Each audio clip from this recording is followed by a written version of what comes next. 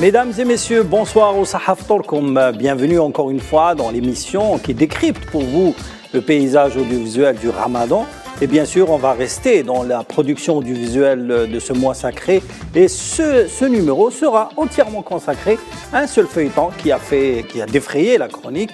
C'est bien sûr le feuilleton Dama qui a eu un succès, disons-le, un petit peu controversé. Avant de commencer le débat avec nos chroniqueurs et éventuellement notre invité du soir qui sera la scénariste du feuilleton Sarah Bertima, on va regarder cet aperçu des couvertures des chaînes internationales qui ont parlé du feuilleton Dama. Après, on discutera justement de ce que a apporté justement comme succès et controverse ce feuilleton.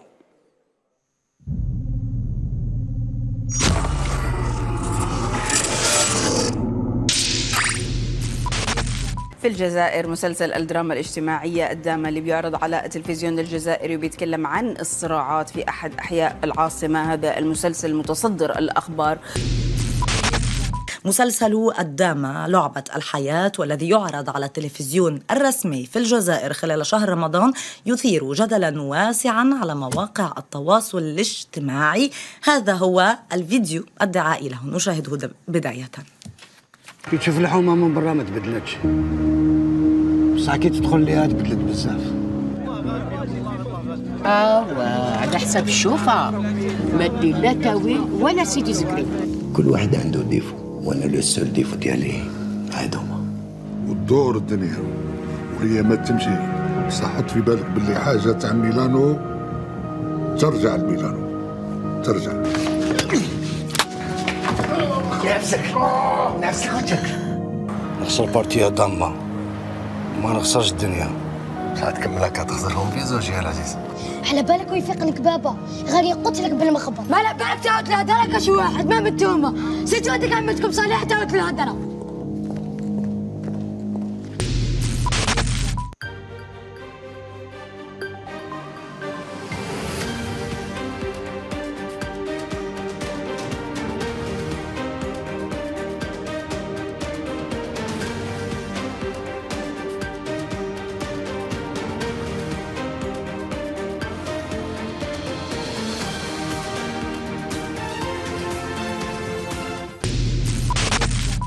هذا المسلسل المثير للجدل تصدر نسب المشاهدة على مواقع التواصل بمعدل 6 ملايين مشاهدة في كل حلقة، ما جعل النقاد يتحدثون عن تطور الدراما وأهميتها في محاكاة الواقع الذي يحمل جميع المتناقضات بعيدا عن آراء الجمهور العادي.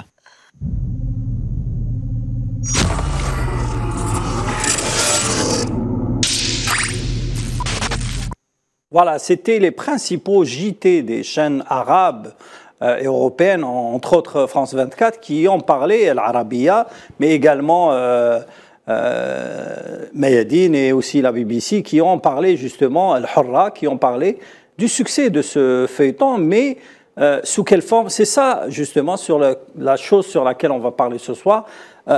Faisal Matawi, quand on parle de Dama, bien sûr vous avez suivi avec pertinence la diffusion de ce feuilleton qui en est à sa 18e épisode, plus de 60 millions de vues sur YouTube, un succès disons virtuel, mais aussi un succès populaire et critique, même s'il y a des controverses qui ont favorisé son succès en quelque sorte. Absolument. Dama, pour l'épisode 1, il a récolté 10 millions de vues déjà sur YouTube. Sur la plateforme YouTube, donc qui est mise par le NTV. 10 millions de vues par épisode. Oui, l'épisode 1. Ah, l'épisode 1, oui. Voilà, oui, c'est plus de 60 millions. 60 millions, ce qu'on dit, les derniers chiffres. D'ailleurs, on en parlait avant l'émission, depuis 40 minutes, ou 45 minutes, le dernier épisode a été mis, 18e, il a été vu 260 000 fois. Déjà en 40 minutes. Je ne l'ai pas encore vu. Hein. Ce qui fait qu'effectivement, c'est un. Je préparais l'émission, je ne l'ai pas vu ce soir. On le verra après. On le verra après. Effectivement, c'est un succès parce que c'est un drama social. Ouais. Il a beaucoup d'audience auprès de la population parce que ça parle les Algériens. C'est vrai que il y a des gens qui sont contre, évidemment. D'ailleurs, c'est une habitude, si vous voulez, c'est une tradition dans le monde arabe. dans la région arabe, il y a toujours des feuilletons qui suscitent la polémique actuellement en Égypte, en Syrie, en Irak, au Liban également. En Tunisie aussi. En Tunisie, le avec Fallujah. Fallujah qui part du système scolaire. Donc à chaque fois quand le drame aborde des thématiques comme celle d'un quartier populaire, parce que Bab el Oued est un quartier qui est toujours présent dans le cinéma. Rappelez-vous le film de Merzaq Alouache, Bab el Oued City. Bab el Oued City. Omar Gatlatou. Bab el Oued est aussi présent dans l'autre feuilleton de l'Ikhtiyar al-Awwal, produit par les City 16, réalisé par Mohamed Ali Zouari. Il y a une partie de Bab el Oued et aussi Dir Saada aussi, qui est un autre quartier populaire d'Alger. C'est pour ça que ça a de l'audience, d'autant plus que ça aborde des thématiques très très délicates, comme le trafic de drogue, comme les enfants et les stupéfiants, comme le trafic d'œuvres d'art.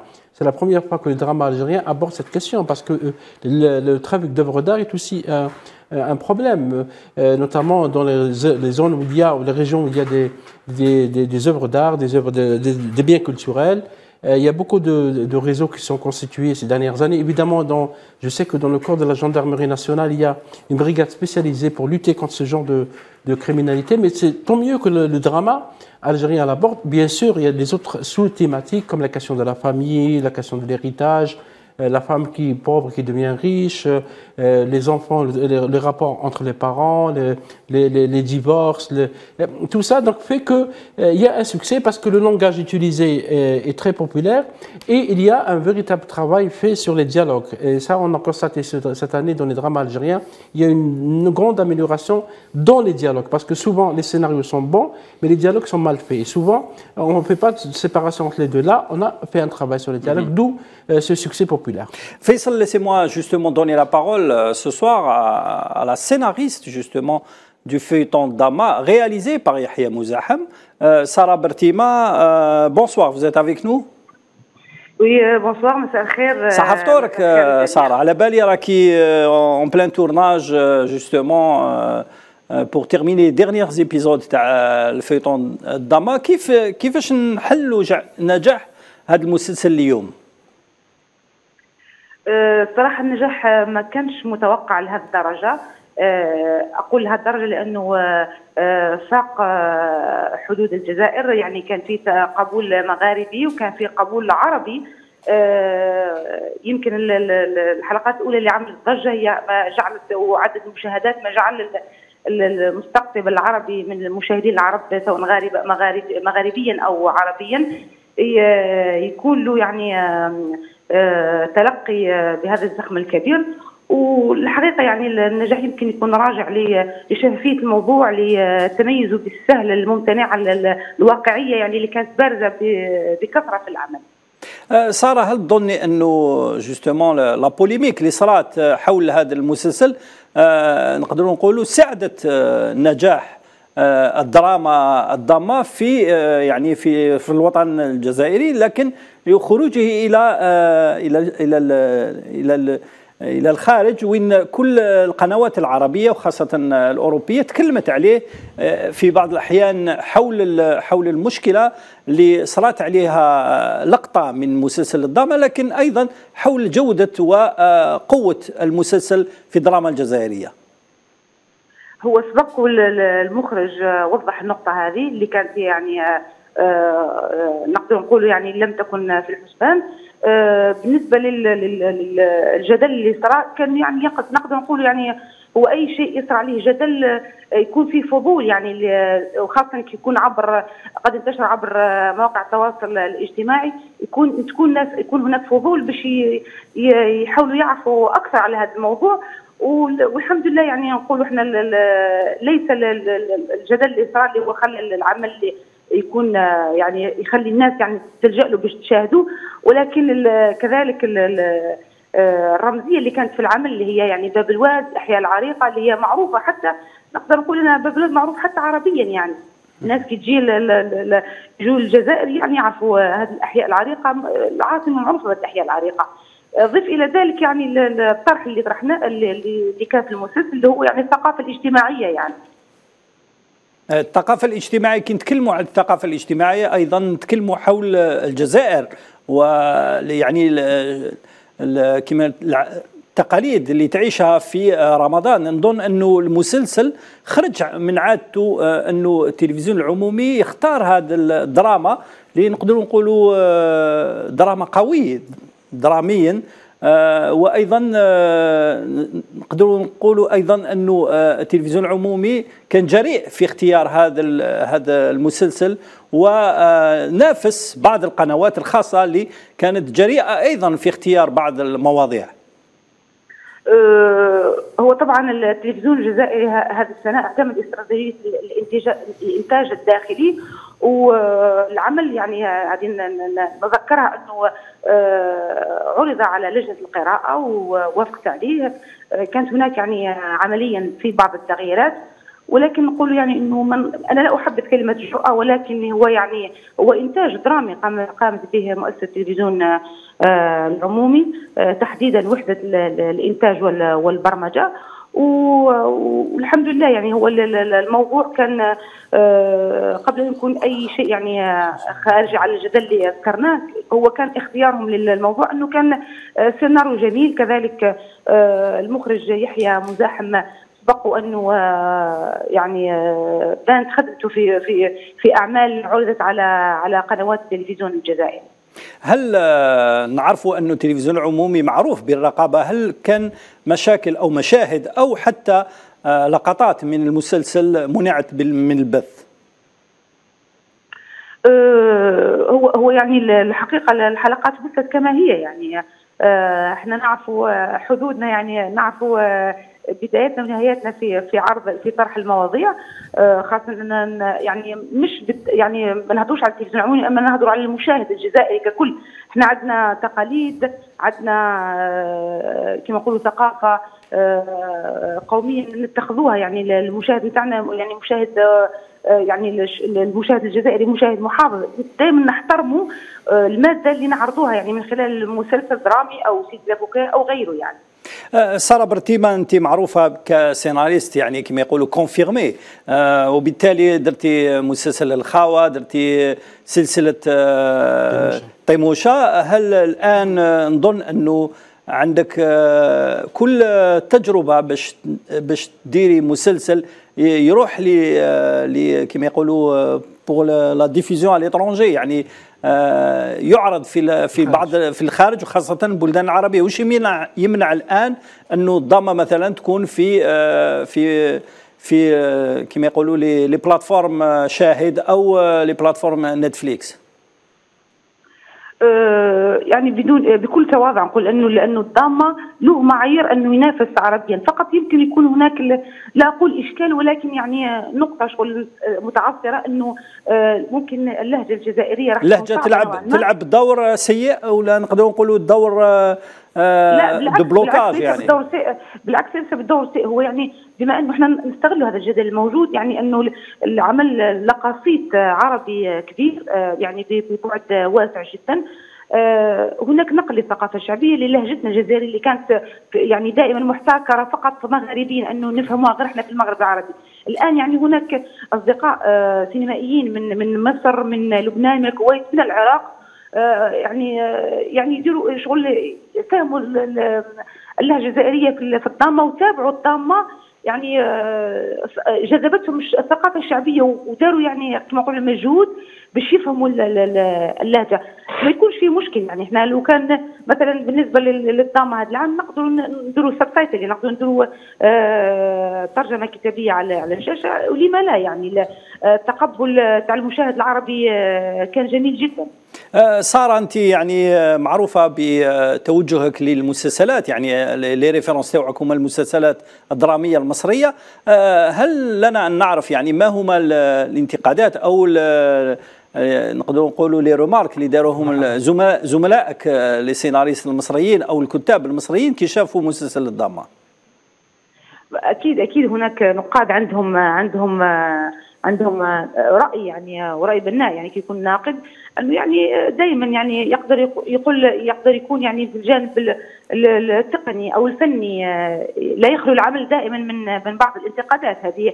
حتى الاعمال العالميه يعني اللي كانت يعني رشحت لجوائز عالميه سواء عربيين او عالميين، تعرضت لانتقادات وكانت فيه ملاحظات يعني فنيه تقنيه حتى على السيناريو. هذا يعني من العادي من الطبيعي. شكرا جزيلا سارة برتيمة. جو رابيل بلي انت لا سيناريست تاع مسلسل الضامو، حاليا راكو في تصوير الحلقات الاخيره. نتمنى لكم كل التوفيق و شكرا. فرصه قادمه ان شاء الله. شكرا سارة. شكرا. Alors, messieurs, le feuilleton Dama, comme a dit Sarah Bertima, a eu beaucoup de succès, aussi bien sur le contenu que sur la forme. Sofiane Baroudi, vous qui connaissez un petit peu d'abord l'environnement où a été tourné le feuilleton qui est Bab el Oued, pourquoi justement autant de polémiques, autant de controverses sur ce feuilleton? Je pense que déjà, premièrement, il y a une sorte, si vous voulez, de fascination autour de la culture populaire, comme l'a rappelé la scénariste. Il y a un intérêt très, très approfondi pour les éléments de la culture populaire. D'abord en Algérie, parce que si vous voulez, la culture populaire est la matrice à la fois de la production artistique et culturelle en Algérie depuis longtemps. On peut citer par exemple le cas de la musique chabi qui est prépondérante, mais aussi le cas du théâtre populaire ou alors du cinéma révolutionnaire. Le chabi, pardon, Sofiane, le chabi qui n'est pas trop présent dans le feuilleton de Dama. Mis à part un passage avec Boualem Benani. Il y a une volonté, à mon avis, d'aller vers, si vous voulez, de montrer une société où la culture populaire, dans son versant entre guillemets post-moderniste, si je peux me permettre le terme. Mais ce que je voulais expliquer, c'est qu'il y a une fascination et un enracinement à la fois artistiquement, c'est-à-dire par le référentiel artistique algérien, mais aussi politiquement, parce que la dimension populaire est au cœur de la construction déjà de l'État algérien indépendant. Ensuite, autour du quartier de Bab el Oued particulièrement, il y a une sorte de fascination aussi, ou alors un intérêt grandissant, que ce soit en Algérie, mais aussi à l'étranger, parce que c'est un quartier qui est aussi, il faut le dire, au cœur de controverses historiques importantes, que ce soit pendant la guerre de libération, où c'est encore le cas, c'est encore, si vous voulez, au cœur de pas mal de polémiques, notamment de l'autre côté de la Méditerranée, parce qu'il y a beaucoup de choses qui se sont passées à Bab el Oued, qui était notamment un quartier contrôlé par l'OAS. Il y a l'affaire des barricades de Bab el Oued. Il y a aussi, après les années 90, un quartier qui était cantonné, si vous voulez, dans un cliché de violence autour du terrorisme et de la lutte aussi contre le terrorisme. Donc ça permet de sortir autour de ça. Il y a aussi le drame de 2001, les inondations de Bab el Oued, qui a eu un retentissement international. Donc, si vous voulez, il y a une image qui a été marquée, qui est dramatisée, qui est marquée de manière dramatique, et il y a un peu une sortie, si vous voulez, un peu une sortie de piste vers une nouvelle image qui est présentée d'un Bab el Oued moderne ou alors post-moderne, avec aussi toutes les problématiques de la vie actuelle. Parce que par exemple, le thème du trafic des œuvres d'art dont a parlé par exemple Faisal Matawi est très très important, il est très négligé, mais il est au cœur aussi de la vie des quartiers populaires, notamment ce qu'on appelle, si vous voulez, les antiquités, mais aussi beaucoup de reliques qui témoignent de la profondeur et de la richesse historique en Algérie. Il y a aussi, si vous voulez, le thème du trafic de drogue qui est au cœur actuellement du débat politique international. Je citerai par exemple une crise d'État entre les États-Unis et le Mexique autour du trafic d'une substance qui s'appelle le fentanyl. C'est-à-dire que ça dépasse vraiment le cadre de la culture et ça va vers des thématiques qui sont des thématiques au cœur des controverses aussi politiques de l'ère moderne. Et donc je pense que cette fascination a trouvé un écho autour de cette série-là, mais pas seulement, parce qu'il y a vraiment une attente, si vous voulez, parce qu'il y a aussi l'élément, à mon avis, du mouvement de 2019 en Algérie, de ce qu'on appelle Hirak el-Moubarak, qui a démontré qu'il y avait aussi une jeunesse qui était très méconnue, à la fois à l'intérieur du pays, mais aussi à l'international. Donc il y a, si vous voulez, une volonté ou alors une aspiration à connaître les vraies conditions de vie qui n'ont pas vraiment été montrées au grand public. Et je pense que c'est tout ce cocktail-là, tonitruant, qui a permis un grand succès. Vous êtes quand même sorti de l'Houma. Reda Hariresh, quand on parle justement du feuilleton de Dama, vous avez suivi un petit peu le feuilleton, mais également tout ce qui a été écrit sur ce feuilleton. Notamment, il y a eu un article sur le point Afrique, pour être plus précis, de Adlan Meddi, qui a fait un décryptage vraiment profond du quartier. Adlan Meddi, qui est ex-journaliste de l'Expression, journaliste algérien avec de nombreux organes français. Aujourd'hui, il a consacré quand même un numéro spécial qui a fait quand même le buzz sur les réseaux sociaux.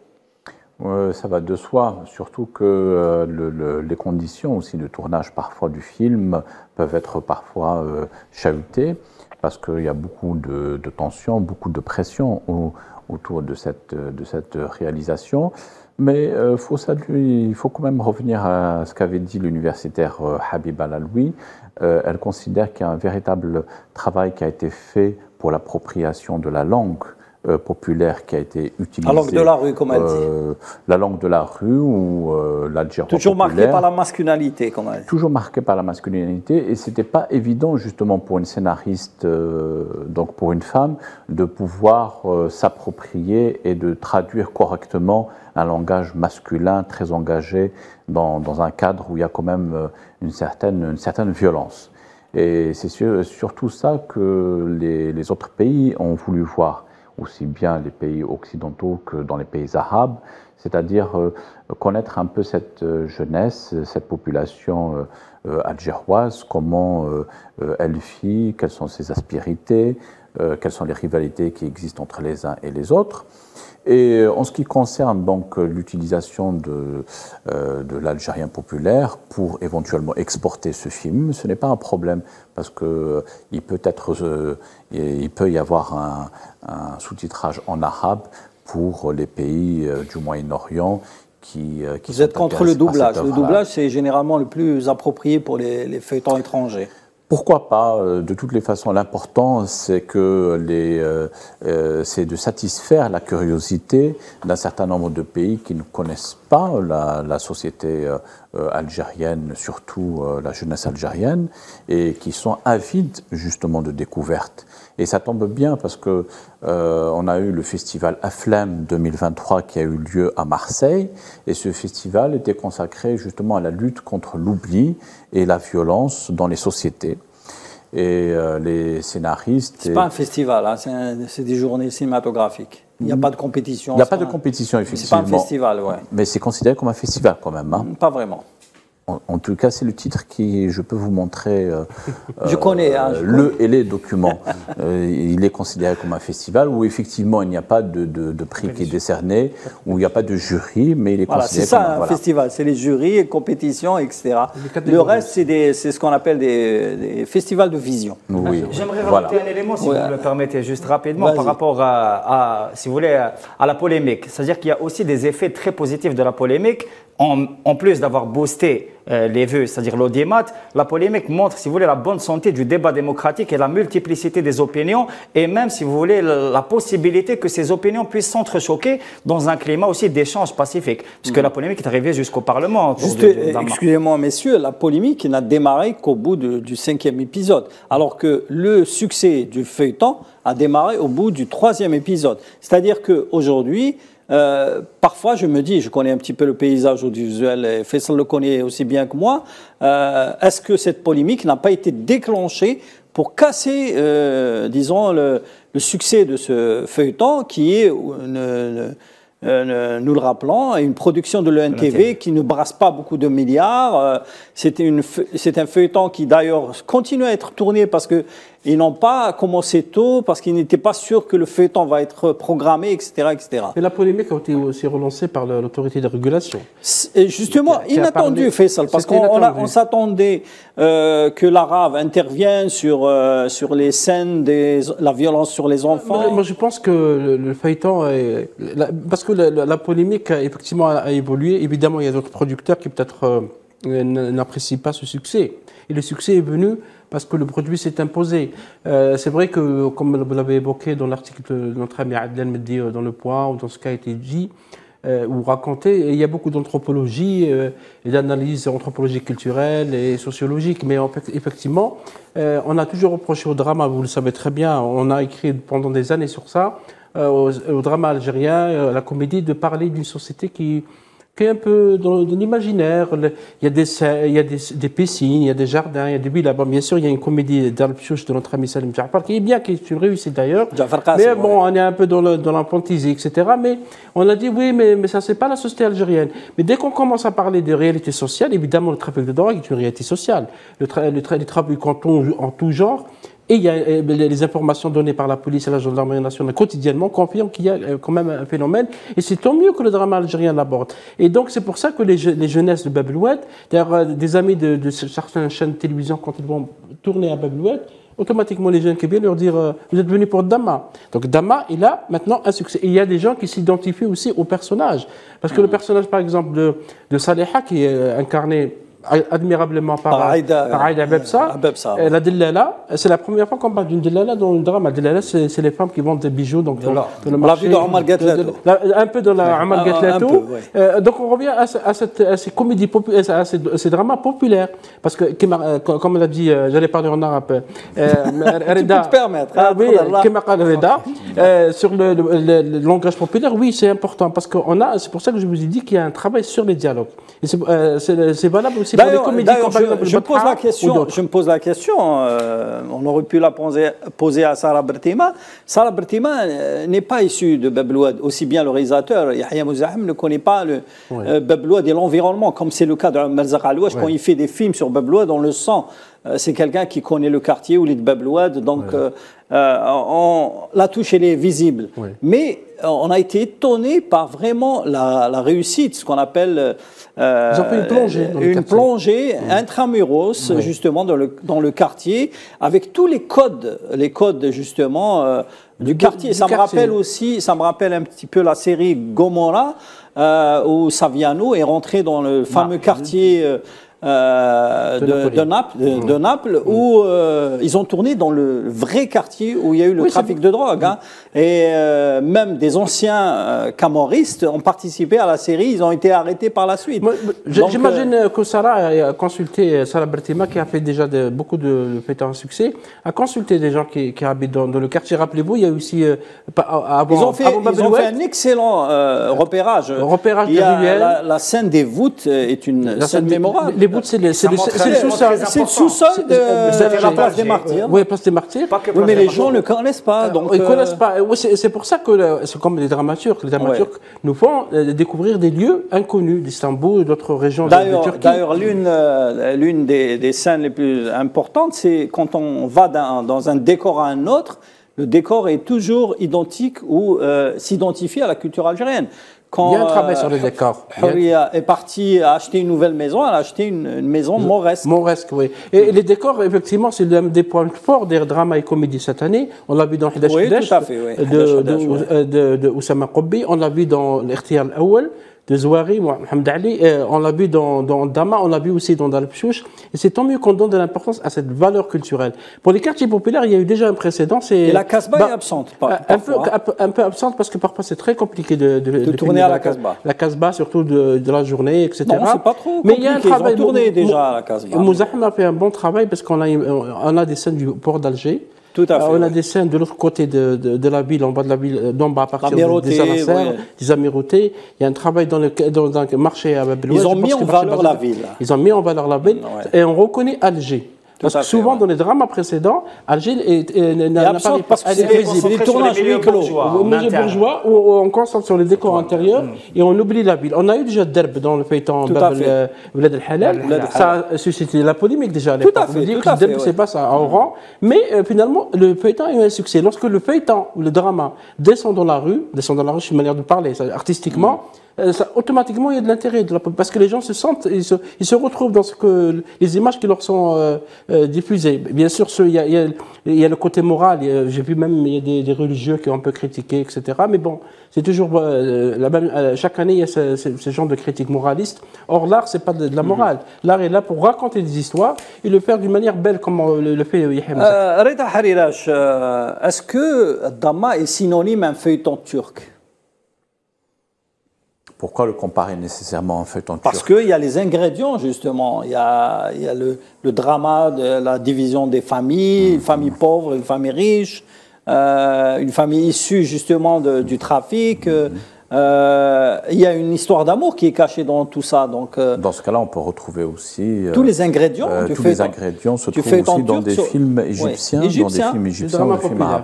C'est très classique. Oui, c'est vraiment le drama. Oui, c'est le drama populaire que nous trouvons dans différents cinémas, notamment ceux de la rive sud de la Méditerranée. Et c'est ça qui explique l'engouement des différents pays. Ils s'y reconnaissent à travers surtout ce film d'action. C'est un film d'action, c'est-à-dire que les gens ne s'endorment pas.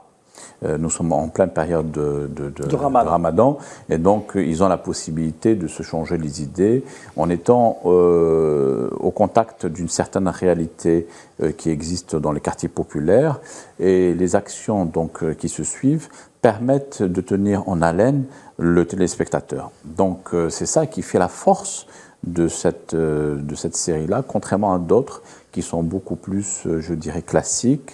Et comme l'a dit mon collègue, en interne, on ne voit pas la ville, on ne voit pas les rues, les enjeux ne sont pas nécessairement mis en évidence, ça ronronnait un peu.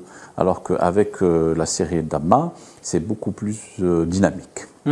Sofiane Baroudi, justement, quand on parle des ingrédients du drama arabe, l'Algérie respecte un petit peu les caractéristiques ou les références du drama.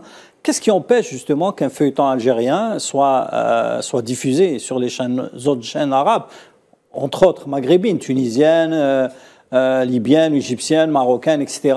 Aujourd'hui, est-ce que vous pensez, comme l'a dit notre scénariste Sarah Bertima, le problème du dialecte, le lahja, pose réellement un frein pour l'exportation du feuilleton? Moi, je pense que déjà le terme d'Alger, à mon avis, est complètement galvaudé. C'est-à-dire que la langue algérienne ou la langue maghrébine est une langue en bonne et due forme. Après, il y a vraisemblablement une faiblesse de l'écriture, si vous voulez, dans une vraie langue algérienne, maghrébine, qu'on retrouve par exemple dans les textes du Chabi, qu'on a un peu perdu à cause d'un phénomène qu'on peut appeler la créolisation. Mais je pense que ce n'est pas le vrai problème. Il y a une vraie créolisation de la langue depuis les 15-20 ans. C'est dû à plusieurs... Qu'est-ce que vous appelez créolisation? Créolisation, c'est-à-dire un mélange, parce que... Entre le créole, pas le créole. Non, créolisation, c'est-à-dire un mélange, des emprunts. Métissage, oui, entre le français... En forme de métissage. Après, ça peut aussi relever, si vous voulez, d'une vigueur et d'un dynamisme de la langue qui peut être exploitable. D'ailleurs, ça l'est. Mais si vous voulez, pour conquérir un marché arabe, il faut épurer un peu plus la langue, ce qui est fait en poésie. Il y a eu le même problème, justement, avec le rail. Avec le rail, au départ, quand Khaled a sorti l'album Didi... il avait du mal à pénétrer le marché arabe. Finalement, il est rentré au Liban, en Égypte, parce que la musique et aussi les couleurs et aussi même le tempo, finalement, ils ont accepté. Mais la langue, je ne pense pas que ce soit une barrière. Je pense pas que ça soit le problème. Parce que souvent, on nous dit ça. On dit le dialecte, pas la langue. Pas la langue parlée, si vous voulez, la langue le c'est péjoratif. Il faut parler plus de langue populaire. Le Sha'biya, c'est le langage populaire, parce que l'Algérie, il y a aussi beaucoup plusieurs variantes. Parce que même en Égypte, ils parlent en égyptien. Le problème, c'est les réseaux de distribution et de production, à mon avis. La première, d'abord, maintenant, vous remarquez qu'on peut faire la souligner ou le doublage ou le sous-titrage. On peut faire les deux aussi.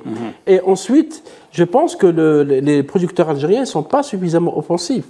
Parce qu'il faut assister, il faut aller dans les marchés. Vous savez qu'au Festival du Caire, il y a un marché de la télévision. Le MIP TV. Aux journées de l'audiovisuel, de la télévision. Au FESPAC, il y a un marché de télévision. Aux journées cinématographiques de Carthage, la même chose. Donc les producteurs algériens aussi, ils doivent aller frapper aux portes des diffuseurs. Parce que les diffuseurs, ils sont preneurs.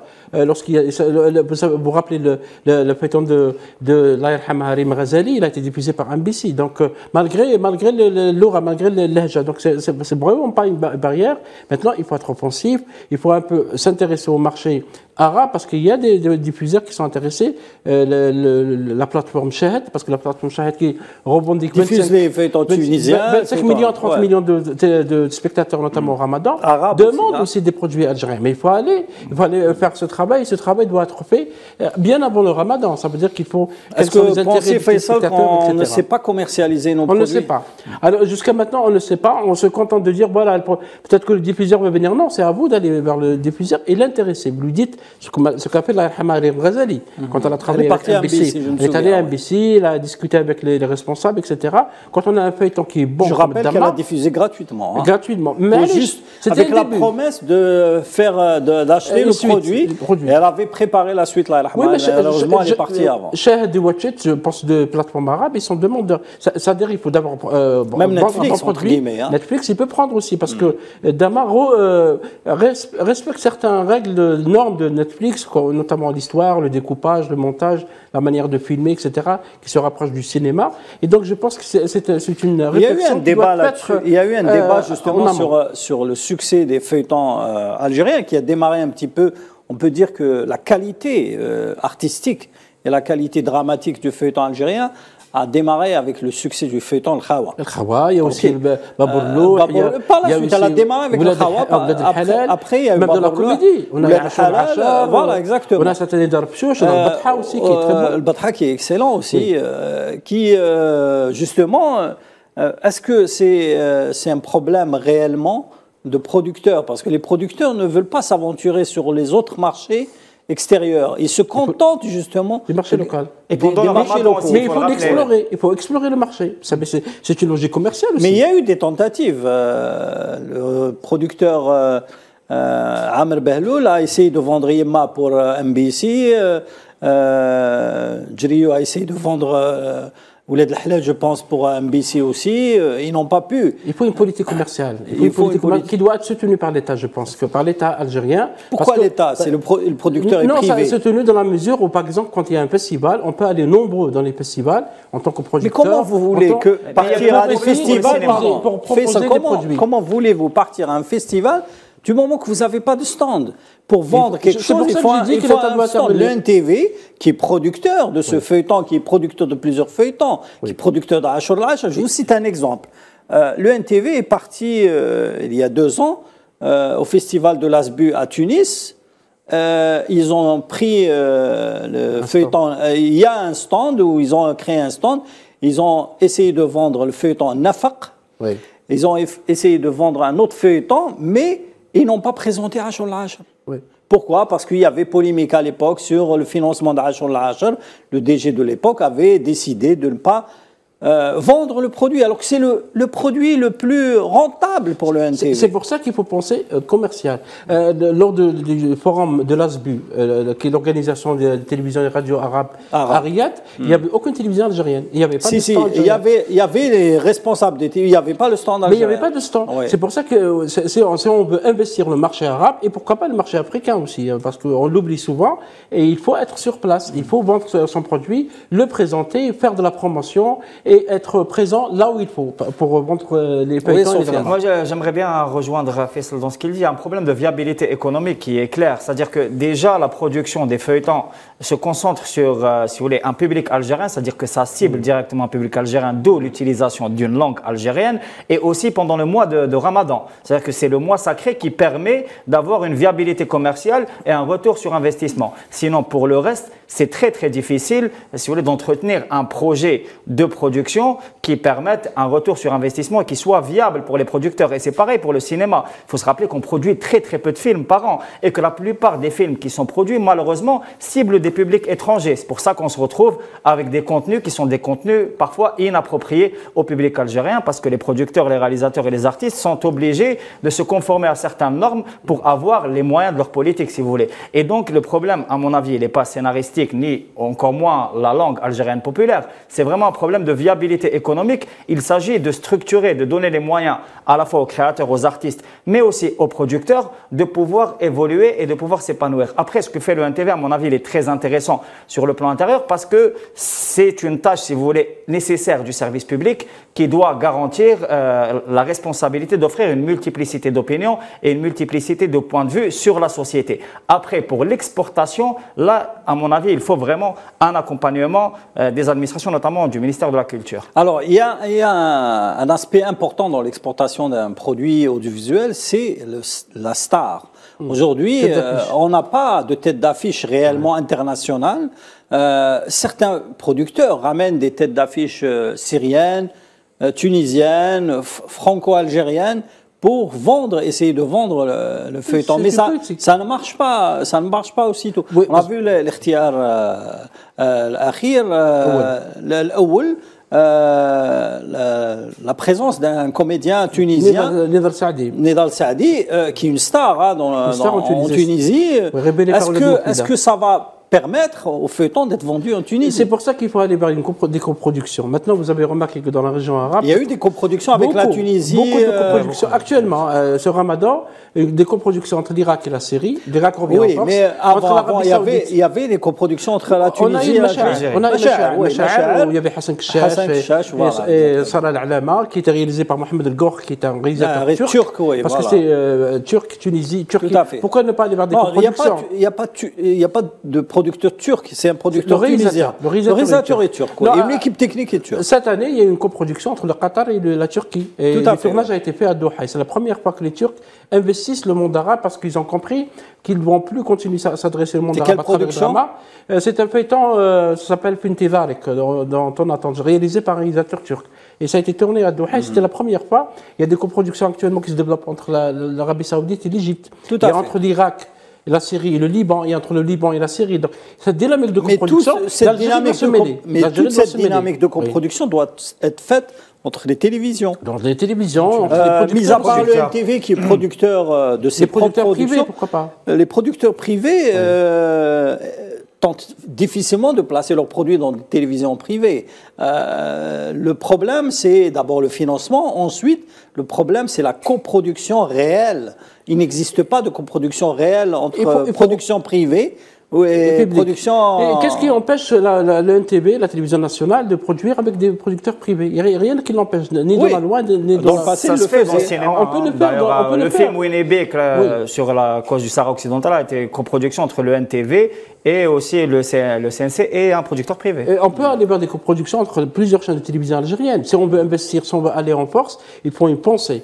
Il pensait revoir la stratégie de production dans son ensemble, côté financement, côté technique, artistique, parce qu'il y a aussi des manques dans les métiers de télévision actuellement, dans les métiers de cinéma. Il manque de techniciens, de cadreurs, souvent des monteurs ou ceux qui font la post-production ne sont pas des Algériens. Donc il faut penser tout ça et faire entrer ça dans ce qu'on appelle l'économie culturelle. Ça veut dire que l'économie culturelle peut aussi rapporter beaucoup de devises pour le pays. Reda Harirach, quand on parle d'économie culturelle, on sent que l'Algérie est un petit peu n'est pas trop offensive sur le terrain audiovisuel arabe par rapport, par exemple, à l'Égypte, le Liban. Le Liban qui est un petit pays qui produit peu de feuilletons, mais quand il fait des feuilletons, il réussit sa production et il arrive à la vendre à plusieurs télévisions. C'est le problème des mécanismes qui doivent être mis en place pour inciter à exporter les produits culturels. Parce qu'il y a eu effectivement un réveil de la part des autorités publiques qui ont subventionné un certain nombre de forums, notamment dans des pays africains. Ils se sont rendus compte que les exportateurs algériens n'exploitaient pas tous les stands qui leur étaient offerts. Et en matière d'exportation de produits culturels, il n'y a pas encore d'incitation et je dirais de mécanismes suffisamment opérants pour encourager les hommes de culture algérienne de manière à pouvoir investir des pays comme l'Égypte ou le Liban, qui sont tout à fait disposés à recevoir nos films. Mais il reste êtes sûr qu'ils sont disposés? Oui, ils sont tout à fait disposés. On le voit avec la série de Damma ou d'autres. Ils ne le reçoivent pas, ils ne la regardent pas. On ne connaît pas l'audience du feuilleton à l'étranger. C'est ça le problème. On ne l'a pas mesuré, mais de par les interventions que certains journalistes et certains médias... Il y a eu même un critique libanais qui a fait toute une plaidoirie sur le feuilleton de Damma. Oui, tout à fait. Il y a de l'intérieur. Il y a beaucoup. Tout à fait. Même au-delà des pays voisins, dans les pays arabes du Golfe, il y a aussi il y a un public comme le public qatari qui voudrait découvrir davantage ce qu'est l'Algérie, parce que nous avons une immigration qui est présente sur place. Maintenant, ces pays connaissent un peu les Algériens, comment ils sont. Les Émirats arabes unis, Bahreïn, jusqu'à Oman même. Il y a des échanges entre... Il ne faut pas oublier que... Vous êtes parti loin. Je suis allé loin, mais ça vous paraît loin, mais Oman, c'est un pays ibadite. C'est les deux seuls pays ibadites au monde sont l'Algérie et Oman.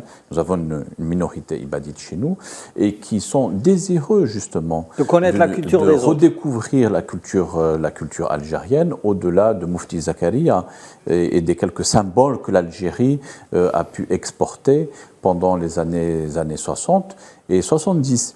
Et pour pouvoir justement retrouver cet talent, il y a des mécanismes qui doivent être mis en place de manière à encourager l'artiste pour pouvoir s'exporter davantage, parce qu'il ne peut pas le faire en étant dans un carcan administratif réduit. Voilà, merci Reda Hariresh, merci Faisal Matawi, merci Sofiane Baroudi. Et on remercie aussi Sarah Bertima d'avoir été avec nous en direct alors qu'elle est en plein tournage. Je ne sais pas si elle est en tournage encore, mais l'essentiel, le feuilleton de Dama a attiré le regard des critiques du public, mais aussi des spécialistes. Et j'espère qu'il aura autant de succès pour la saison 2. Est-ce que vous pensez qu'il y aura une saison 2? Oui, je pense. Oui. Je pense selon l'évolution des situations, des événements, il y aura une saison. Je pense qu'on aura sûrement l'occasion d'accueillir Yahya Mouzahem, le réalisateur, après la fin du Ramadan, pour faire le bilan de ce feuilleton drama qui a défrayé la chronique. Voilà, cette émission est à présent terminée. Je vous dis Saha Sourkoum. Et je vous dis, restez branchés sur Al24 News. Bonne fin de soirée.